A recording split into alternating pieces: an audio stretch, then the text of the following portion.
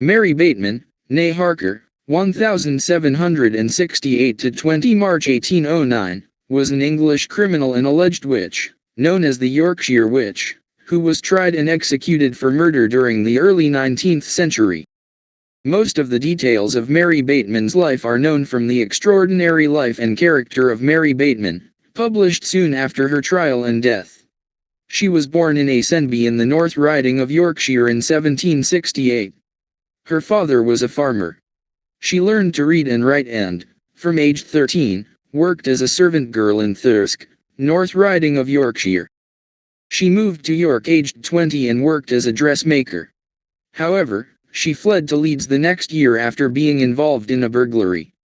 During the next 4 years she worked as a mantua maker, and also began to build a reputation as a fortune teller and wise woman. In 1792, she married John Bateman, who was a wheelwright. During these early years of her marriage, she also undertook several robberies and was caught several times, escaping prison by bribing those who witnessed her activities. In 1796, John joined the army, and Bateman accompanied him away from Leeds. However, within 1 year they had returned to Leeds.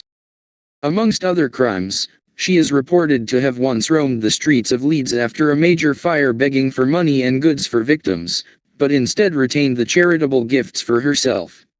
According to author Summer Stevens, she also worked as an abortionist. In 1806, Bateman joined the followers of the prophetess Joanna Southcott and attended meetings.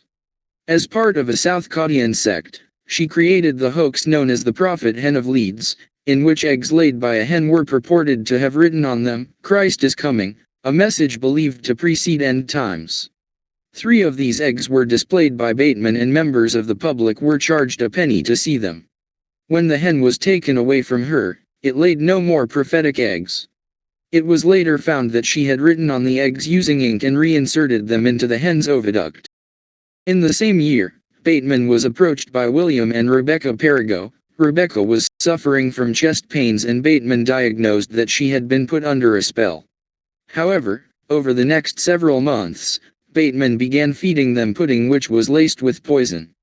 Rebecca's condition worsened however and she finally died in 1808. In October 1808 William Perigo accused Bateman of poisoning his wife, as well as defrauding money from them for the 2 years preceding to pay for charms and cures. Although Bateman proclaimed her innocence, a search of her home turned up poison as well as many personal belongings of her victims including the Perigo couple. Bateman's trial took place in York in March 1809. According to the Criminal Chronology of York Castle by William Knipe, which was written in 1867, the trial lasted 11 hours, though the jury took only a few moments to find her guilty of the charges of fraud and the murder of Rebecca Perigo. The book also claims that immediately following the sentence of death from the judge, Bateman said that she was 22 weeks pregnant and thus avoided hanging. The judge subsequently requested that the sheriff gather a panel of matrons to assess Bateman's claim. 12 married women were sworn into the jury and conducted a physical examination of Bateman, concluding that she was not pregnant. William Knipe's 1867 account suggests Bateman had a daughter at home as well as an infant child in the prison with her. She reportedly mailed her wedding ring back to her husband to give to the daughter. Bateman was hanged alongside 2 men on Monday, March 20, 1809. After her execution, her body was transferred to Leeds General Infirmary, which publicly displayed her body, charging 3 pence per visitor. Her body was dissected by William Hay, who spread the event across 3 days.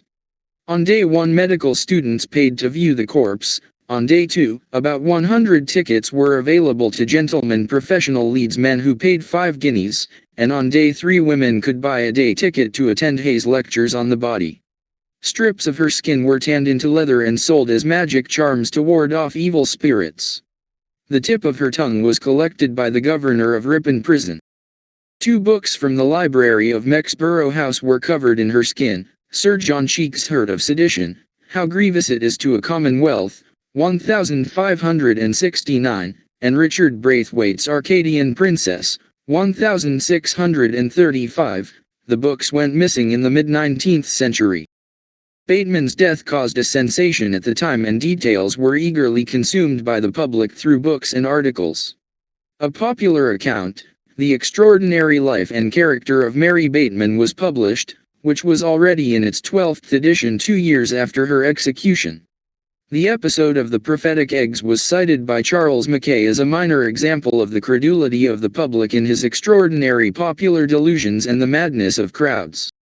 Bateman's skeleton was on display to the public at the Thackeray Medical Museum in Leeds until 2015, when it was moved to Leeds University. A BBC TV program about Bateman, featuring a modern-day descendant of hers, Tracy Whittaker, showed Bateman's skull being laser-scanned to demonstrate how her face may well have appeared. It was first shown on April 12, 2001, entitled The People Detective, 1. Witch, and presented by historian and curator Dara Rook.